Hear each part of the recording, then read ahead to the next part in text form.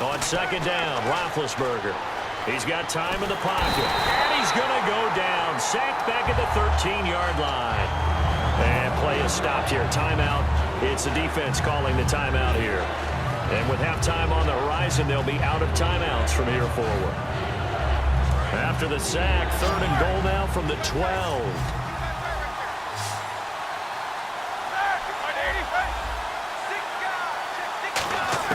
On 3rd and goal, Roethlisberger goes underneath for Bell. And he'll be brought down here at the 3-yard line. They pick up 10, but it'll still lead to a 4th down. And just in general, Charles, on a play like that, how tough is it for the defense to account for a running back essentially being a receiver downfield? It's very difficult, especially if the running back has skills like a receiver, and you're aware of that before the game even begins. So throughout your practice sessions, you're going to want to be aware of him. Where is he lining up? What can he do? What kind of damage can he do to us downfield? And who can match up with him without weakening our overall defense? You're exactly right. It's a tough task to match up to him. And Boswell's kick is good. And now, due to apparent time constraints, we fast forward to the beginning of the second half. And high fives for that one as that drive ends in 3. That'll be taken in the end zone. And with a new rule, that decision to bring it out will cost him about 5 yards as he only gets to the 20. The Steeler offense now with a football first here to begin the 3rd quarter. They have the lead. Now they'll be looking to extend that lead. And this is where I enjoy talking about one of my favorite subjects, tendency breakers, or counters as I also like to call them. You've done things in a certain way in the first half, and they've had the ability to see what you've done. They're going to make their adjustments. So guess what?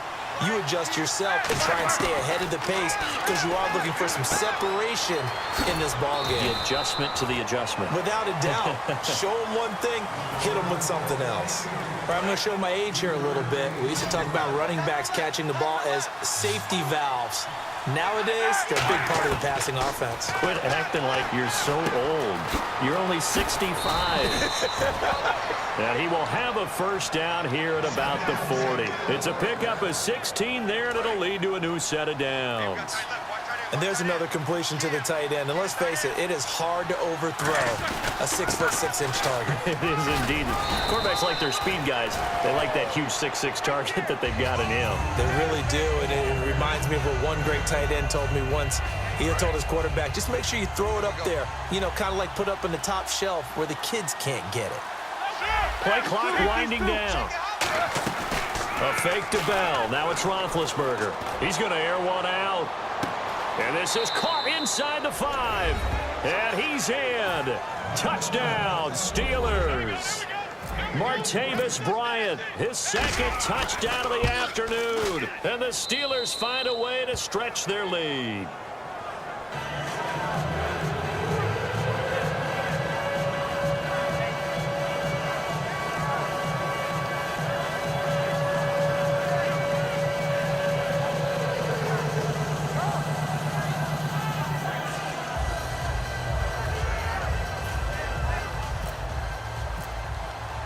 Boswell now to kick it away after the touchdown.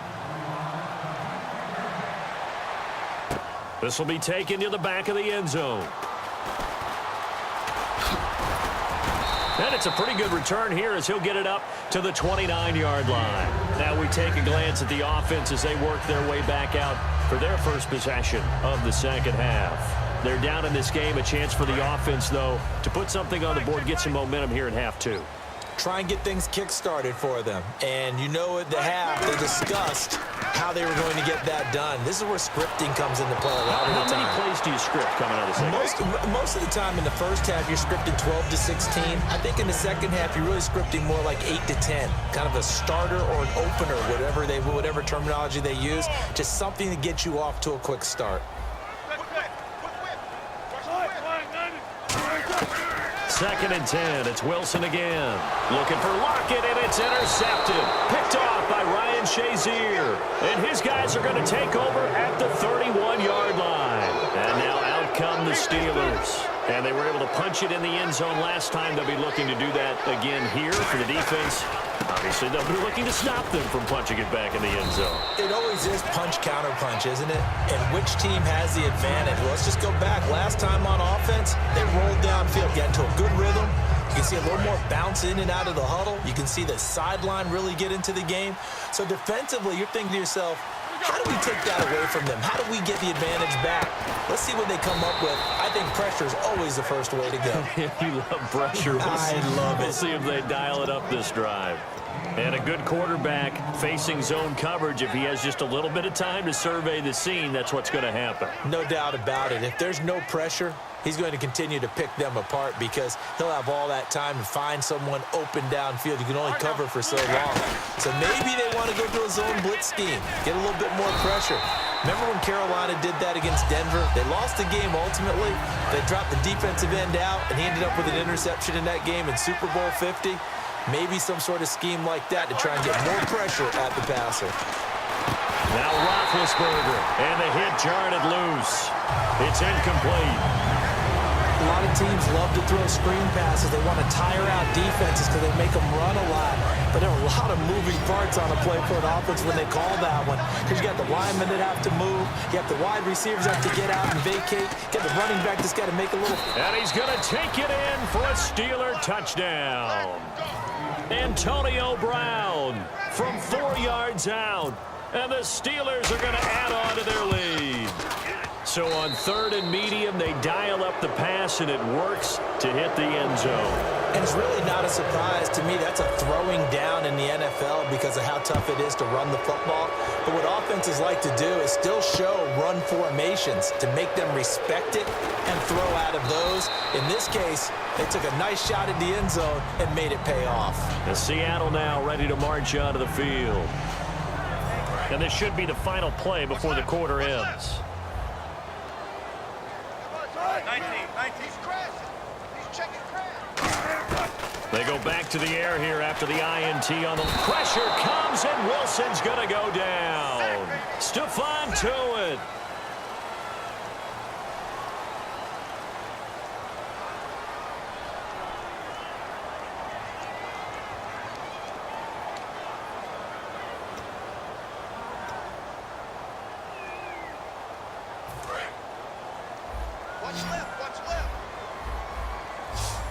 Again, we'll see the pistol here. 19. Check four. Now Wilson on 2nd down. And he finds a man on a crossing route. They get 14 back, but it leads now to a 3rd down. And there they went crossing route against the zone defense. What do you think of that? Takes real coordination between the passer and the receiver because you've got to read those zones and where the open spots are and be on the same page with the guy throwing the football. Because sometimes you're throwing it in front of the zone. Sometimes you're throwing it between the zones. Sometimes the receiver's going to just kind of find a spot and what we call sit down and present himself to the quarterback and throw it there. It's a tough read, but when they're in sync, it's really effective. A critical one here if they're going to have any shot at this thing. So they'll go for it on 4th down. Here we go. It's Wilson on 4th down. Complete outright to Kurz. And he's going to have the first down yardage as he's down at about the 30-yard line. We always talk about big-time players make big-time plays in big-time moments. I think that 4th down qualified. That was a heck of a throw.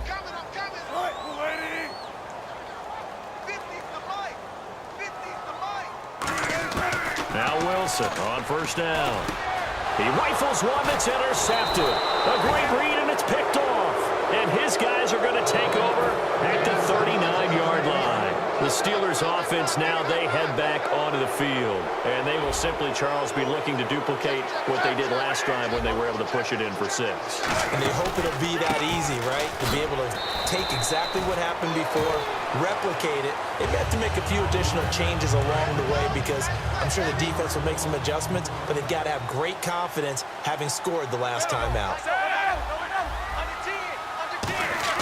Now Roethlisberger to throw on 2nd down. He's got time. Going for the deep ball. And not only did he drop it, he dropped it in the end zone. One thing I know from experience is that when the deep ball is thrown and you're the defender, you've got to fight that little bit of panic that emerges. You've got to play the ball really well. It's a 50-50 jump ball play. And guess what? They took a shot. How are you going to win it? And in this case, they managed to get it done. The 13 yards that time and a first. He's played a great game. It continues right there, even with this lead, confident to throw the pass and have the reception made. There's no doubt who the leader of their team is there? There's no doubt who they want to ride all the way to the finish. Because strategy would tell you, run the football, run the clock down. Instead, they're letting him throw it because they feel that confident in what he's getting done. They'll run it now out of the gun. And this play goes nowhere. Losing yardage back to the 15. A loss of a full 3 yards, and now it's second down. The fourth quarter here, they've got the lead. They want to keep it on the ground. That's what they're doing. Smart football. Keep the clock grinding. Keep it going. But you got to figure now, they're going to see more people stacked up at the line of scrimmage as they try and bleed it out. Time for a break. We'll come back and see this one out after this. Oh, Roethlisberger going to throw. This is Bell on the dump off. Call it a pickup of 7, and that'll bring up a third down. Everyone's got to be able to catch the football. Doesn't matter what position you play, but if you're on offense, be aware a ball may come your way. On third down, Roethlisberger. And this is going to be incomplete. And that is well short, well left to boot. It's no good. And the lead will stay put at 17. So out comes the field goal team now for the second time here today. From the right hash here, should be an easy one. And Boswell's kick is good. And that will extend their lead even further. So it's 3 more points, and that widens things out even further here in the fourth. Hey, in this league, you can never have too much. So if you're in range, grab the 3 whenever you can. And he'll get across the 20 before he's brought down at about the 23-yard line. The Seattle now ready to march out of the field. They've lost this one. Their offense has struggled. Do they try to put together something here at the end just to take into next week? Yeah, sometimes teams want to do that and coaches want to. I remember one time I was on a team and we were losing late in a game like this, and you knew it was lost. It was over, right? And the coach called a running play and pretty much said to everyone, I want to see something executed well before we get out of here. And that was the message to the team. Just something to build on. Just something to build on, get it done, and maybe we can look at that and say, we'll get better as we go forward. The intended target, Doug Baldwin. That'll bring up second down.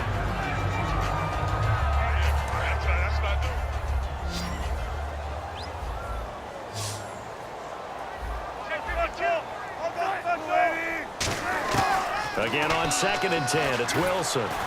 And Wilson's going to be intercepted a third time. Picked off by Bud Dupree. And his guys will take over at the 30-yard line.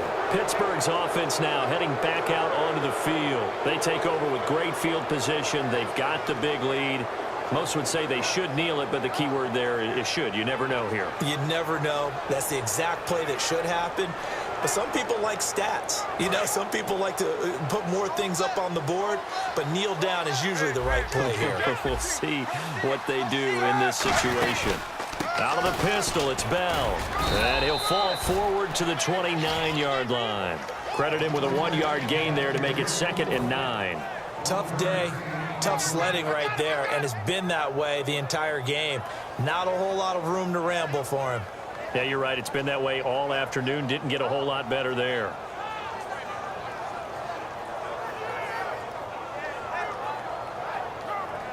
And after the play on the ground, that brings up second down here.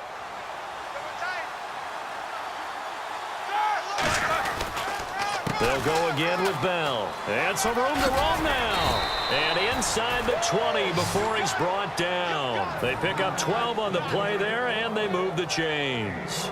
Well, I'd say that run's pretty emblematic of what we've seen all day long. No matter what they've done on offense, this offensive line has controlled the line of scrimmage, given them time to throw it, run it, do whatever they wanted. That's why there are points up on the board. And right now, the psyche of the offense, we're in control, and we can do whatever we feel like doing out here on the field.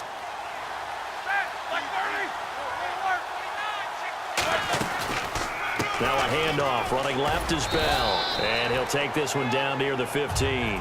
2 yards on the carry there. It'll be second down. A road win in the National Football League.